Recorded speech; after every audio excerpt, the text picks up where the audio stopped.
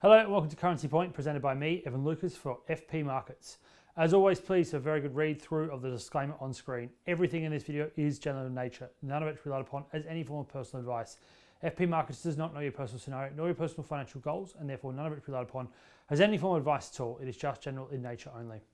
The horrible events that are happening in Ukraine at the moment are the only thing that are really moving FX around, and it's what we were talking about last week with regards to how you were likely to see this trading out, and that was particularly in the euro and Brent. Concentrating on Brent with the news that happened last Thursday around the first part of the invasion, you saw Brent go from 98 US dollars a barrel through to as high as 105. It did come back quickly and it headed back down to about 101, and it's been holding there. News that you actually saw the US and other allies, including places like Australia, are going to draw down on oil from their reserves, certainly pushed it down that lower.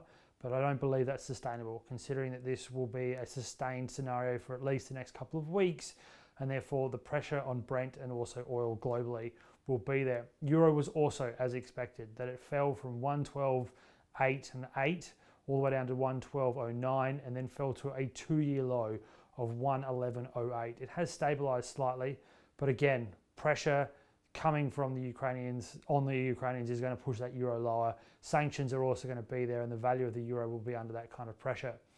Therefore, that's also what we need to remember here, is that this is sustained. This will be there for a while with regards to how we look at things in FX, which is short term. We understand that, but that's all well and good.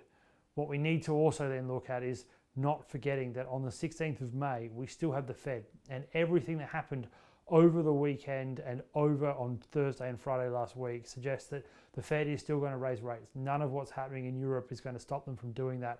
In fact, most of them, someone like Ralph Bostic, or if you look at Loretta Meister, believe that they're going to still raise rates at least 4 times in 2022. So all that needs to be part of your thinking, and unfortunately, it makes FX very, very volatile. Some people love it, but be aware, it is very, very hard to trade.